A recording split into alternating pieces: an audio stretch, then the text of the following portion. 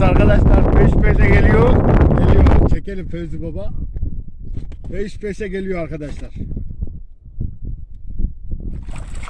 Oo, bu iyi Fevzi. Evet.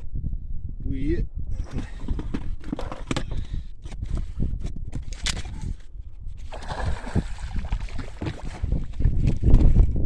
Ver onu ben tutayım. Sen video çek, ver onu.